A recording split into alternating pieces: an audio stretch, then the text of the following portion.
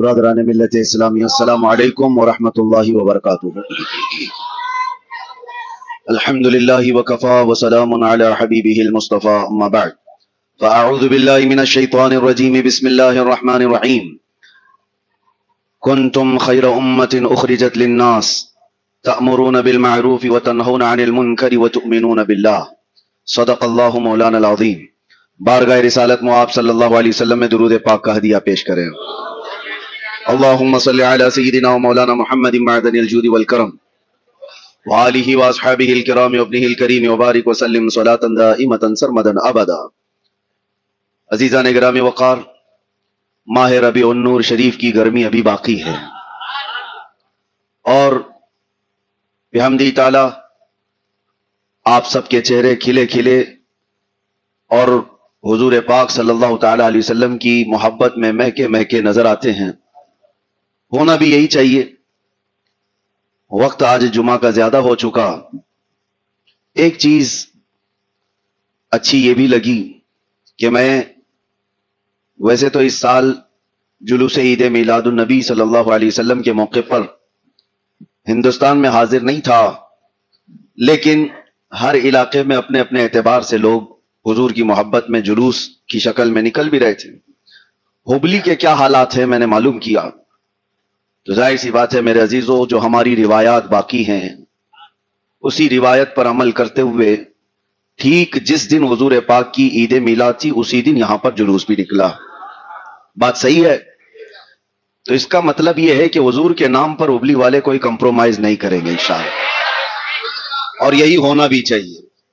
ایک بات میں بہت چھوٹے وقت میں کچھ چیزیں دے کر کے چلا جاؤں گا، ویسے بھی ہمارے آنے جانے کی خبر گرم ہوتی ہے تو بہت سارے لوگ ویسے بھی گرم ہوتے ہیں۔ میں نے محسوس کیا ہے کسی مہمان کی آمد کبھی اپنوں کے لیے بھی نیند اڑا دیتی ہے۔ اپنے بھی انتظار کرتے ہیں، ایکسائٹمنٹ ہوتا ہے کسی محبوب کے آنے کا جس سے محبت کرتے ہیں لوگ۔ کچھ شخصیت ایسی ہوتی ہیں جن کے آنے کے انتظار میں اپنوں کی بھی نیند اڑ جاتی ہے اور غیروں کی تو فیوز ہی اڑتی ہے۔ خیر بات وہ نہیں ہے، لیکن ایک بات میں ضرور کہہ کر کے جاؤں گا۔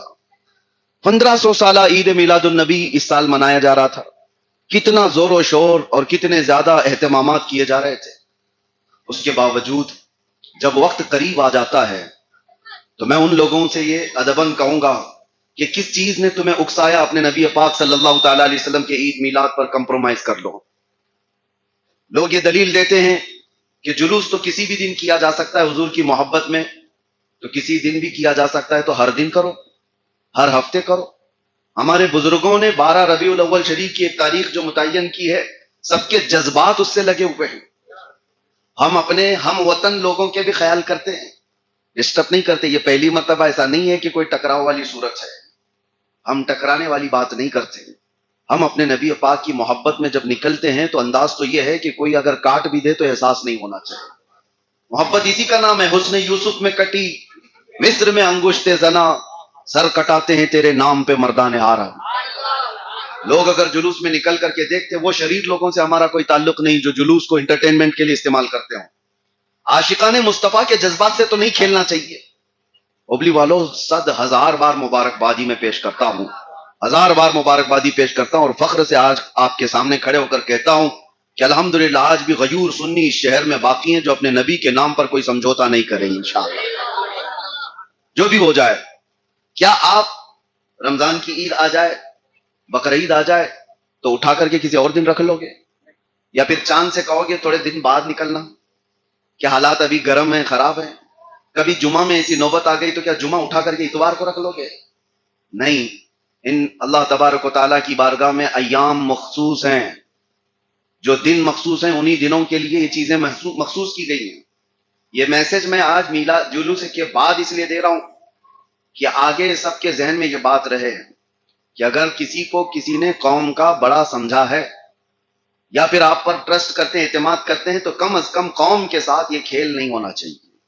چاہے ہمارے ساتھ کوئی بھی چیز ہو جائے، لیکن قوم کی جو ہمارے ساتھ محبتیں جڑی ہوئی ہیں اس کے ساتھ کھلواڑ نہیں ہونا چاہیے کسی اور کو راضی کرنے کے لیے۔ ایک بات یاد رکھیں کہ جس کو راضی کرنے کے لیے سب کیا جاتا ہے یہ کبھی راضی نہیں ہوتے، کبھی راضی نہیں ہوں گے۔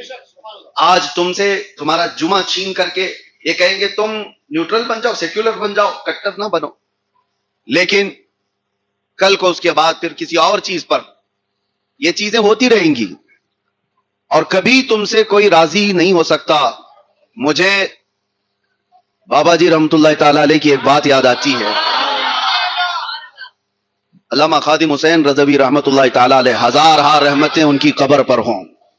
جس وقت ان کو پولیس گھسیٹ کر کے لے جا رہی تھی تو آپ نے کہا تھا تم تو کارندے ہو حکومت کے، جس طرح سے تمہیں کہا جاتا ویسے کرو گے، لیکن ایک بات یاد رکھو، تم مجھے ٹارچر کر رہے ہو، کھینچ کر لے جا رہے ہو، دبا رہے ہو، جس کو خوش کرنے کے لیے تم میرے ساتھ یہ کر رہے ہو وہ تو تمہیں نہیں دیکھ رہا، وہ چاہے پرائم منسٹر ہو چاہے کوئی بھی ہو، جس کو خوش کرنے کے لیے تم مجھے کھینچ رہے ہو وہ تو تمہیں نہیں دیکھ رہا، لیکن میں جس کے لیے جا رہا ہوں وہ تاجدار مدینہ مجھے دیکھ رہا۔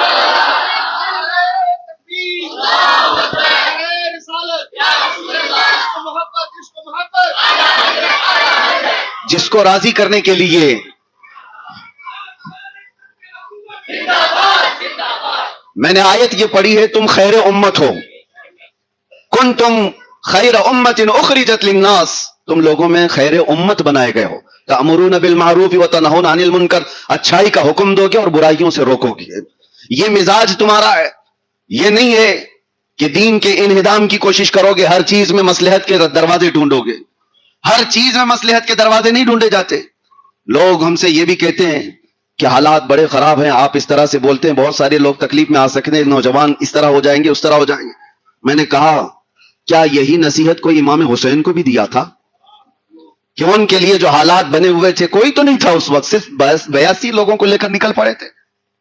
کسی نے مجھ سے یہ بھی کہا تھا کہ آپ کا ہونا بہت ضروری ہے، نوجوان آپ سے جڑے ہوئے ہیں اور آپ رہیں گے تو دین کا کام ہوتا رہے گا۔ میں ان سے یہی عرض کیا تھا، ادباً عرض کیا تھا، ہم تو پتہ نہیں کس درجے میں آتے ہیں اور نکمے گنہگار، ہم سے کئی کروڑوں درجے زیادہ افضل اور بہتر تھا کہ امام حسین کا زندہ ہونا، ان کا ہونا کتنا ضروری تھا، لیکن ہر بار اپنی سیفٹی اور ہر بار اپنے آس پاس کی چیزیں ہی نہیں دیکھی جاتی ہیں۔ اسی لیے ایک محاورہ مشہور ہے، ایک محاورہ مشہور ہے، کیا ہے کہ جب تمہاری جان پہ کچھ بن پڑے تو صدقہ دے کر کے جان بچا لو۔ جان پر کبھی کوئی بیماری آ گئی تو کیا فرمایا گیا؟ صدقہ دے دو، اللہ تعالیٰ بلاؤں کو ٹالتا ہے۔ جب تمہاری جان پہ کچھ بن پڑے تو صدقہ دے کر جان بچا لو، اور جب دین پہ کچھ بات آئے تو جان دے کر دین بچا لو۔ جب دین پہ بات آئے تو پھر صدقہ دے کر کے نہیں، اپنی جان دے کر کے دین کو بچا لو، وہ اہم ہے۔ اسی لیے فاضل بریلوی امام اہل سنت فرماتے ہیں، صدیق بلکہ غار میں جاں ان پہ دے چکے، صدیق بلکہ غار میں جاں ان پہ دے چکے، حفظ جان جو جان فروز غرر کی ہے۔ مطلب جانتے ہو آپ؟ اعلیٰ حضرت کا شعر سنو، جب ہجرت کے موقع پر رسول کریم صلی اللہ تعالیٰ علیہ وسلم غار ثور میں تھے، واقعہ معلوم ہے، حضرت ابو بکر صدیق سارے سوراخوں کو بند کر کے بیٹھے ہوئے تھے، ایک سوراخ پر پاؤں رکھے ہوئے تھے اور اس پر سانپ کاٹ رہا تھا، اور معمولی سانپ نہیں، زہریلا زہر چڑھ گیا تھا۔ آج بھی آپ پوچھ لینا، معلوم کر لینا، کسی زہریلے سانپ کے کاٹنے سے آدمی صرف آدھے گھنٹے سے 1 گھنٹے کے اندر مر جاتا ہے۔ صدیق اکبر کو جو سانپ کاٹا تھا وہ زہر ان کے سینے تک آ چکا تھا پیر سے چڑھتے ہوئے، اور نبی پاک صلی اللہ تعالی علیہ وسلم نے بعد میں ان کا پیر ہٹانے کے بعد اپنا لعاب پاک لگایا، زہر تو ختم ہوا۔ یہ واقعہ تو معلوم ہے، واقعہ معلوم ہے، لیکن سنو، حضرت ابو بکر صدیق نے رسول کریم صلی اللہ تعالی علیہ وسلم کی حفاظت میں، ناموس رسالت کی حفاظت میں کیا چیز دی؟ پاؤں نہیں، انگلی نہیں، بلکہ اپنی پوری جان داؤ پہ لگا دیا۔ یہ 5 فرض ہیں ہر مومن کے لیے، جس کا زندگی میں اس کو پالن کرنا بہت ضروری ہے۔ اس میں سب سے پہلا فرض ہے جان کی حفاظت، جان کی حفاظت، دین کی حفاظت، عزت کی حفاظت۔ 5 چیزیں جو شریعت میں فرمائی گئی ہیں اس میں سب سے پہلا فرض آپ کی جان کی حفاظت ہے۔ جان ہے تو پھر سب کچھ ہے۔ جان کی حفاظت کے بعد جو دوسرا سب سے بڑا فرض ہے، نماز کی حفاظت، ٹھیک ہے، نماز کی حفاظت۔ اور مولا علی شیر خدا اسد اللہ الغالب رضی اللہ تعالیٰ عنہ عصر کی نماز کے وقت حضور پاک کے آرام فرمانے کے وقت کیا کیا تھا؟ انہوں نے سورج ڈوب گیا، ان کی عصر کی نماز قضا ہو گئی۔ یہ بھی مشہور ہے کہ حضرت علی جان بوجھ کر کے چھوڑ رہے تھے، دیکھ رہے تھے سورج سامنے سے چھا رہا ہے، اس کے باوجود حضور پاک صلی اللہ تعالیٰ علیہ وسلم آرام کر رہے ہیں اور حضرت علی جگہ نہیں رہے، اٹھا نہیں رہے. اثر کی نماز قضا ہو گئی, روئے. پھر میرے آقا صلی اللہ علیہ وسلم نے کیا کیا, اشارہ کیا سورج کو, واپس آ جا, جہاں پر رکا تھا وہیں پر آ جا, اثر کی نماز علی کی باقی ہے. اثر پڑھ لی. لیکن دونوں نے کیا کیا, حضرت ابو بکر صدیق نے جان بچانے والا فرض تھا وہ قربان کیا, اور حضرت علی نے نماز کی حفاظت یہ فرض تھی وہ قربان کیا. کس کے لیے؟ حضور پاک کے لیے. اور پھر اعلیٰ حضرت کو سنو, اب ناموس رسالت کا مسئلہ پورا سمجھاتے ہیں. صدیق بلکہ غار میں جان ان پہ دے چکے, حفظ جان تو جان فروز غرر کی ہے, سارے فرائض کی جان ہے جان کی حفاظت کرنا. اور مولا علی نے واری تیری نیند پر نماز, یا رسول اللہ مولا علی نے واری تیری نیند پر نماز, وہ بھی نماز عصر جو سب سے اعلیٰ خطر کی ہے. پانچوں نمازوں میں نماز عصر کو نماز وسطیٰ کہا گیا, بیچ والی نماز, اس کی حفاظت کا حکم اللہ نے قرآن میں فرمایا, حافظوا علی الصلوات والصلاۃ الوسطیٰ, اس نماز کی زیادہ حفاظت کرنے کا حکم ہے. اور اعلیٰ حضرت فرماتے ہیں مولا علی نے واری تیری نیند پہ نماز, وہ بھی نماز عصر جو سب سے اعلیٰ خطر کی ہے. دونوں نے, ایک نے جان وار دی اور ایک نے نماز وار دی. اب ہوا کیا آگے, اعلیٰ حضرت فرماتے ہیں یا رسول اللہ صلی اللہ تعالیٰ علیہ وسلم, میرے آقا صلی اللہ تعالیٰ علیہ وسلم کی بارگاہ میں کسی نے اپنی محبتیں پیش کی ہیں تو وہاں پر کوئی چیز باقی نہیں رکھی جاتی, بھر بھر کے دیا جاتا ہے. بدلا ہی نہیں بلکہ اتنا دیا سرکار نے مجھ کو جتنی میری اوقات نہیں. یہ تو ان کا کرم ہے, ورنہ مجھ میں تو ایسی بات نہیں. یہ تو ہم زندگی میں دیکھ رہے ہیں. ایک بار کیا حضور پاک کی عزت پر بات کرو, لوگ ٹک ٹک کر کے تمہارا چہرہ دیکھنے لگ جائے. یہ کس کی عطا ہے؟ حضور پاک کی عطا ہے. صدیق اکبر نے جان وار دی لیکن گئی نہیں جان. مولا علی نے نماز وار دی, ان کی بھی نماز گئی نہیں. ان کی جان بھی بچی ہے, ان کی نماز بھی بچی ہے, گیا کسی کا نہیں. اعلیٰ حضرت فرماتے ہیں تو نے پھیر دی جان اور ان کی نماز, یعنی حضور پاک صلی اللہ علیہ وسلم نے ان کو ان کی نماز پھیر دی اور ان کو ان کی جان پھیر دی. پر وہ تو کر چکے جو کرنی بشر کی ہے, وہ تو کر چکے کرنی بشر کی ہے. اس پورے دو واقعے کے بعد اعلیٰ حضرت کہتے ہیں ثابت ہوا کہ جملہ فرائض فرو ہے. فرع کا مطلب سمجھتے ہو, ایک اصل ہے ایک فرع ہے. اصل مین برانچ اور فرع کا مطلب برانچ ہے. اصل کی جو شاخ ہوتی ہے اس کو فرع کہتے ہیں. اور اعلیٰ حضرت کہتے ہیں جتنے فرض ہیں, نماز ہو, زکات ہو, حج ہو, جان کی حفاظت ہو, یہ سارے فرائض یہ فرع ہیں, برانچ ہیں, شاخ ہیں. کہنے کو تو شریعت میں یہ سب فرض ہیں, لیکن اعلیٰ حضرت کہتے ہیں یہ دو واقعے کے بعد تو پتا چلتا ہے, ثابت ہوا کہ جملہ فرائض فرو ہے, اصل الاصول بندگی اس تاجور کی ہے.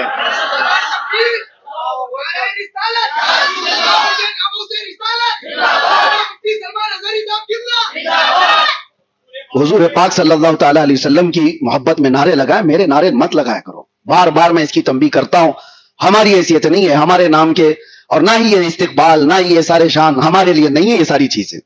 نبی پاک صلی اللہ تعالیٰ علیہ وسلم کی جب بات ہو رہی ہے تو بات صرف حضور کی ہونی چاہیے. ہم شخصیت پرستی کے قائل نہیں ہیں. ہاں, یہ چومنا وہ چومنا, ادھر جھکنا ادھر اٹھانا, یہ ہم اس کے قائل نہیں ہیں. بات اگر بادشاہ کی ہو رہی ہے تو فقیروں کی کیا حج میں ہے؟ کوئی بات ہی نہیں ہے. نبی پاک صلی اللہ تعالیٰ علیہ وسلم کے دربار میں, اسی لیے تو اعلیٰ حضرت کا مشن تو دیکھو, اعلیٰ حضرت کبھی اپنے باپ داداؤں کے قصیدے نہیں پڑھے.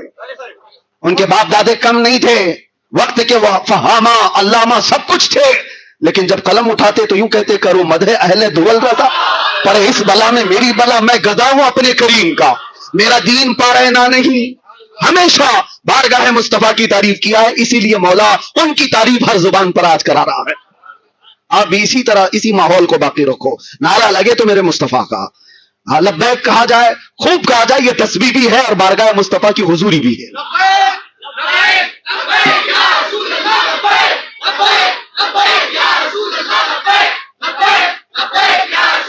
میرے عزیزو توجہ, جب کبھی کوئی کہتا ہے میں گھر میں بیٹھا ہوں, لوگ آ رہے ہیں, ملنے والے آتے ہیں جاتے ہیں, سب باہر سے تم کہہ رہے ہو مفتی صاحب میں آ گیا ہوں, تھوڑا سا مل لو, آ گیا ہوں, کبھی فون پہ کبھی دروازے پہ. غیرت ہوگی 2 بار 3 بار تو آ تو جائیں گے, دروازہ کھول کے مل تو لیں گے. کب سے بیچارہ پکار رہا ہے مفتی صاحب میں یہاں ہوں, میں یہاں آیا ہوں. میرے عزیزو بلا تشبیہ و بلا تمثیل, لبیک یا رسول اللہ کا مطلب یہ ہوتا ہے اے اللہ کے رسول میں آ گیا ہوں, اے اللہ کے رسول میں حاضر ہوں. कितनी मर्तबा पुकारोगे? ये दुनिया वाले तो दुनिया वाले, मेरा रसूल ऐसा गैरतमंद है, वो एक हिरन के आंसू भी बर्दाश्त नहीं कर सकता, वो एक लकड़ी के रोने को भी गवारा नहीं करता। तुम तो उम्मती हो जिसके लिए मेरे आका रोया करते थे। मेरा विजदान ये कहता है कि लब्बैक या रसूल अल्लाह सिर्फ एक नारा नहीं है, ये अपने नबी पाक की बारगाह में हाजिरी का एक अजीम तोहफा है। जिस दिन नजर करम होगी, आका से इतना फरमा देंगे, आजा, कब से तू पुकार रहा। यही तो हमारा मिशन है या रसूल अल्लाह, हर सितम हर मुसीबत गवारा है, बस एक बार कह दो कि तू हमारा है। अल्लाह हमें इसी हाल में जिंदा रखे और इसी पर मौत अता फरमाए। आप खैर उम्मत हो, अम्र बिल मारूफ और नहीं अनिल मुनकर पर जारी रहो, अच्छाई का हुक्म देना और बुराइयों से रोकना। आज जरूरत है इस मुआशरे की इस्लाह की। मुझे अंदाजा है बहुत सारे लोगों ने शिकायतें की, उन बच्चों को भी जो अभी 18 साल के भी नहीं हुए, अभी 20 साल के भी नहीं हुए, वो नशा की लत में गिर गए। और ऐसे एक साहब हमारे उबली के आए थे, वो दादा हैं और उनके पोते की शिकायत लेकर मेरे पास आए थे। कहा हजरत मेरा बच्चा 4थी क्लास में जाता है। चौथी क्लास किसको कहते हैं? कितना होगा? 9 से 10 साल की उम्र होगी। कहते हैं उसके बैग में मैंने कितनी मर्तबा नशा पकड़ा, ड्रग्स। ये कहां से चीजें आ रही है? क्या 10 साल और 12 साल के बच्चे इसमें मुलव्विस हो सकते हैं? आज किस तरफ जा रही है ये कौम? ऐ नौजवानों, आप इसको ये मत समझो कि एंटरटेनमेंट है, कर लेंगे चल जाएगा।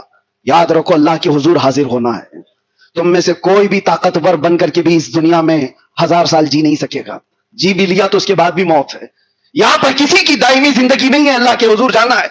और इस हाल में तुम्हें ले जाया जाएगा, तुम्हारे हाथ पैर भी हिल नहीं सकेंगे, तुम्हारे नाक में रुई ठोंस करके, तुम्हारे पेट को रस्सी बांध करके, अंगूठों को भी बांध करके लोग किस तरह ले जाते हैं, ले जाकर के इमाम के सामने रखकर उसको नमाज पढ़ा करके। हम देखते हैं जब जनाजे दफन होते हैं, ये बंदा अपनी जिंदगी में छोटी सी मट्टी की धूल भी अपने कपड़े पे बर्दाश्त नहीं करता था। आज इसके ही अजीज भर भर मुट्ठी भर के इस पर मिट्टी डालकर चले जाते हैं। हम सबका भी वही हशर होना है, सबका भी वही हाल है। और उस कब्र में जाने के बाद किसको चीखोगे, किसको पुकारोगे, किसको बुलाओगे? वो दोस्त आएंगे जो तुम्हारे, जिनके लिए तुमने माँ बाप को तक छोड़ दिया। वो दोस्त आएंगे जिनके लिए तुमने अपनी हैसियत बदल दी, अपने पैसे बर्बाद की। कोई भी नहीं आता। दोस्तों का तो हाल यह है कि इधर मट्टी नहीं हुई, उधर वो कब्रिस्तान से निकल गए। कुछ देर तक अगर कोई बैठा तो भाई या बाप बैठ जाए या बेटा बैठ जाए, बाकी किसी का नहीं है। दुनिया है, तुम्हारी सांसों की माला जब तक चल रही है तब तक साथ है, या तुम्हारे हाथ में पैसा है, मनसब है, तब तक साथ है। बाकी सब छोड़कर जाएंगे। जब कब्र की तख्तियां बंद हो जाएं और अंधेरा छा जाए, उस वक्त कोई नहीं आता, कोई नहीं होगा। तुमने अपने आप को जो बर्बाद किया, उसके बाद से उसकी शुरुआत होगी। कब्र की जिंदगी आखिरत की पहली मंजिल है। यहां से फिर तुम्हारा एहतिसाब, यहां से फिर तुम्हारा हिसाब शुरू हो जाएगा। बता तूने जवानी कहां कहां खर्च की है, कहां कहां खर्चा किया। मेरे अजीजों, उस अंधेरी रात में अगर कोई आता है तो सिर्फ आमिना का लाल तशरीफ लाता है। मेरे आका सल्लल्लाहु अलैहि वसल्लम की आमद की बात बताई जाती है। वो कब्र में तशरीफ लाते हैं। जो नबी पाक सल्लल्लाहु ताला अलैहि वसल्लम कब्र में भी आए और हश्र में भी हमारा हाथ पकड़े हैं। आज तुम उनका दामन पकड़ने से भाग रहे हो, आज तुम उनके पीछे चलने से भाग रहे हो। आ जाओ वापस, उठो, वगर न हश्र न होगा फिर कभी। दौड़ो के जमाना चाल अपनी चल गया, अपने मोहल्लों को नशे से पाक करो। दिल दर्द करता है मेरे अजीजों, मेरा उनसे कोई लेना देना नहीं है। उन नौजवान बच्चों से हमारा क्या रिश्ता है? तुम नशा करोगे, बर्बाद हो जाओगे, लोग तमाशा देख करके हंसेंगे और कुछ नहीं होगा। एक छोटी सी बच्ची है, जनाजे में हाजिर था, मैं आपको बता रहा हूं, 6 साल की बच्ची है। उसका बाप कैंसर की वजह से मर गया, बहुत जवानी में मर गया। और कैंसर किस वजह से? नशा की वजह से। और उसकी बच्ची ने एक बार मुझसे जो सवाल किया, आज तक दिल पे लगती है बात। कहा कि हजरत आप तो बताइए, हम तो छोटे हैं और मेरी मां के लिए हमारा क्या कसूर है जो हमारे अब्बा इस तरह करके चले गए हैं? हमारा क्या कसूर है? हमारा क्या, पूरी जिंदगी हम बगैर बाप के ही रहेंगे? उस बच्ची के वो जुमले आज भी चुभते हैं। मैं नौजवानों से पूछता हूं, तुम किस किस पर जुल्म करोगे? तुम्हारे साथ कितनी जिंदगियां जुड़ी हुई हैं, कितनी जिंदगियां जुड़ी हुई हैं। तुम अपने एंटरटेनमेंट के लिए, अपने ऐश के लिए कितनों को बर्बाद करोगे? उनकी जिंदगियां नहीं है जो तुम्हारी आस पर जी रहे हैं। तुम्हारे बच्चे हैं, भाई हैं, बहनें हैं, कितने लोग तुम्हारे इंतजार में हैं। मैं जानता हूं कितने ऐसी माएं इंतजार में हैं। कितने तो नौजवान जेल में इसी तरह से देखे गए जो नाहक ऐसे कामों में मुब्तला होकर जेल की सजाएं काट रहे हैं, और उनकी माएं 2-2, 3-3 घंटे बाहर गेट पर बैठी रहती, धक्के खाती हुई, धूप में, बारिश में, सब जगह। उनको देख करके भी तरस आता था। اور وہ ماں انتظار کرتی ہیں بیٹا صحیح ہو کر کیا جائے گا. ہم نے اپنی حیثیت کے مطابق جس کو جتنا اصلاح کرنا تھا وہاں اصلاح کیا ہے، لیکن آپ کو میں یہ بات بتا رہا ہوں کہ تمہاری زندگیاں صرف تمہارے ماں باپ بھائی بہن اور بیٹوں سے ہی نہیں جڑی ہیں، میرے مصطفیٰ سے جڑی ہوئی ہے. آبرو مازن نام مصطفیٰ، ہم سب کی عزت و آبرو مصطفیٰ کے نام سے ہے. اور جب میں یہ بات پڑھتا ہوں تو رونگٹے کھڑے ہو جاتے ہیں. میرے آقا نے جو فرمایا تمہارے تلووں میں کانٹا بھی چبھے تو مجھے اس کا درد ہوتا ہے. کون ہے جو ہماری ان غموں کو سننے والا؟ کون ہے میرے مصطفیٰ کریم صلی اللہ علیہ وسلم کے علاوہ؟ تمہیں پتا ہے ملک الموت جس وقت میرے آقا کی روح لینے آئے تھے اس وقت میرے آقا نے یہ نہیں کہا کہ نزا کی تکلیف اتنی ہے، بلکہ یہ پوچھا اے اسرائیل بتا کیا یہ تکلیف میری امت کو بھی دی جائے گی؟ جب ملک الموت نے کہا سکرات سے سب کو گزارا جائے گا تو حضور کی آنکھوں سے آنسو نکل آئے. یہ نہیں پوچھا کہ میرے گھر والوں کو بھی تکلیف ہوگی، نہیں، بلکہ میرے آقا نے فرمایا کیا میری امت بھی اس درد سے گزاری جائے گی؟ آپ سے میں کہتا ہوں جو نبی، اسی لیے اعلیٰ حضرت کا میسج یہی تھا، جو نہ بھولا ہم غریبوں کو رضا، یاد اس کی اپنی عادت کیجیے، یاد اس کی اپنی عادت کیجیے. آ جاؤ اے نوجوانوں بارگاہ مصطفیٰ صلی اللہ علیہ وسلم کی اس عظیم چھاؤں میں جہاں پر پلنے والے اپنے آپ کو آسمان کے ستاروں تک پہنچا دیتے ہیں. آپ کو پتا ہے ایک عرب نے آدمی کا بول بالا کر دیا، خاک کے ذروں کو ہمدوش سریا کر دیا، خود نہ تھے جو راہ پر اوروں کے ہادی بن گئے، کیا نظر تھی جس نے مردوں کو مسیحا کر دیا.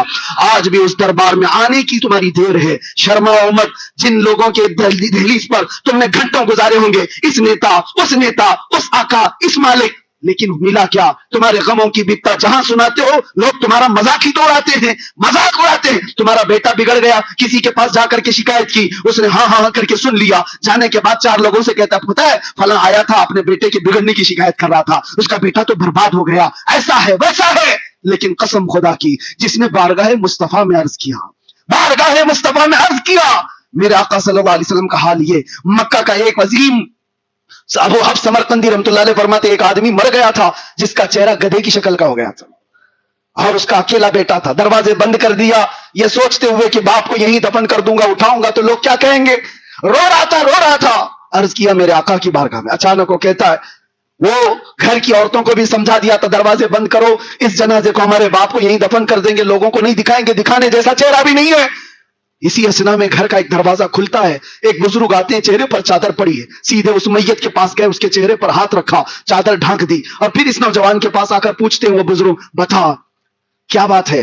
اس نوجوان نے کہا آپ کون ہیں، کیسے آ گئے میرے گھر پر؟ میں نے تو سب دروازے بند کیے تھے، لیکن اب آپ نے دیکھ ہی لیا میرے باپ کو تو دیکھو، اسی لیے تو رو رہا ہوں. غم اس بات کا ہے میرا باپ مر گیا لیکن چہرہ گدھے کی شکل کا ہو گیا. تو آنے والے بزرگ نے کہا کچھ بھی تو نہیں ہوا، جا کے دیکھ لے. وہ نوجوان کہتا میں اٹھ کر کے اپنے باپ کے چہرے کو دیکھا تو نہایت ہی چمکتا دمکتا چہرہ، کچھ نہیں ہوا. اتنے میں وہ بزرگ جا رہے تھے، یہ دامن پکڑ لیا، کہا آپ کون ہیں؟ اللہ کے فرشتے ہو. کون ہیں؟ پلٹ کر کے آنے والے بزرگ نے کہا انا محمد رسول اللہ صلی اللہ علیہ وسلم. میرے آقا نے فرمایا میں محمد اللہ کا رسول ہوں. اس نے قدموں پر گر کر کے پوچھا کہ آقا میرے باپ کے ساتھ کیا ہوا؟ میں یہی بتانا چاہتا ہوں. حضور فرماتے ہیں تیرا باپ کچھ گناہوں میں مبتلا تھا جس کی وجہ سے اللہ کا غضب ہوا. بیٹے نے پوچھا کیا کیا تھا میرے باپ نے؟ آپ توجہ، میرے آقا فرماتے یہ ہماری عادت نہیں کہ باپ کے گناہ بیٹے کو بتائے جائے، یہ ہماری عادت نہیں کہ باپ کے گناہ بیٹے کو بتائے جائیں. جو کیا تھا چھپا دیا گیا. آتا ہے فقیروں پہ انہیں پیار کچھ ایسا، خود بھیک دے اور خود کہے منگتے کا بھلا ہو. حضور پاک صلی اللہ علیہ وسلم فرماتے ہاں ایک عادت تیرے باپ کی اچھی تھی، اچھی جو ہے وہ بتا دیا، اچھی جو ہے وہ بتایا. فرماتے تیرا باپ اس وقت تک بستر پہ سوتا نہیں تھا جب تک 100 مرتبہ مجھ پہ درود نہیں بھیجتا تھا. اس کا انتقال ہوا تو فرشتوں نے مجھے بتایا، میں چل کر کے آ گیا اور اللہ کی بارگاہ میں عرض کیا کہ مولا تیرا غضب ہوا، اس کا چہرہ بدل گیا، لیکن مولا یہ درود پڑھنے والا چہرہ ہے، اگر یہی برباد ہوا تو دنیا کیا تانا دے گی. اللہ نے حکم فرمایا محبوب آپ اپنا ہاتھ ہٹاؤ، اس کے چہرے کو سب سے زیادہ حسن ہم دیں گے. میرے آقا کا ہاتھ رکھنا تھا کہ وہ چہرہ چمکنے لگا. بات یہ عرض کرنا چاہتا ہوں جو کچھ بھی ہے وہ حضور پاک کے دربار سے ہے. آ جاؤ ایک بار اپنے تمام معاملات کو لے کر. اسی لیے اعلیٰ حضرت فاضل بریلوی رحمۃ اللہ تعالی علیہ یہ فرماتے ہیں اپنے دل کا ہے انہی سے آرام، سونپے ہیں سب انہی کو سب کام، سونپے ہیں انہی کو سب کام. چارہ درد رضا کرتے ہیں. لو لکی ہے کہ اس در کے غلام چارہ درد رضا کرتے ہیں. جان و دل ہوش و خرد سب تو مدینے پہنچے, تم نہیں چلتے رضا سارا تو سامان گیا. حضور کے دربار میں اپنے آپ کو سرنڈر کرو, پیش کرو, پھر دیکھو عزتوں میں اضافہ کیسے ہوتا ہے. اللہ کریم کہنے سننے سے زیادہ عمل کی توفیق عطا فرمائے. آ جاؤ, آج جو نوجوان ادھر ادھر بھٹکے ہوئے تھے ان سب کو دعوت فکر دے کر میلاد کی برکت سے, ربیع الاول کی برکت سے اس مجمع میں عرض کرتا ہوں, چلو پکارتے ہیں بارگاہ مصطفیٰ میں سچے دل سے. آؤ ایک بار ایک آواز ہو کر کے عرض کرو, میں مجرم ہوں آقا مجھے ساتھ لے لو, میں مجرم ہوں آقا مجھے ساتھ لے لو, کہ رستے میں ہیں جا بجا تھانے والے, چمک تجھ سے پاتے ہیں سب پانے والے. میرا دل بھی چمکا دے, میرا دل بھی چمکا دے, میرا دل بھی چمکا دے. لبیک یا رسول اللہ. وآخر دعوانا الحمدللہ.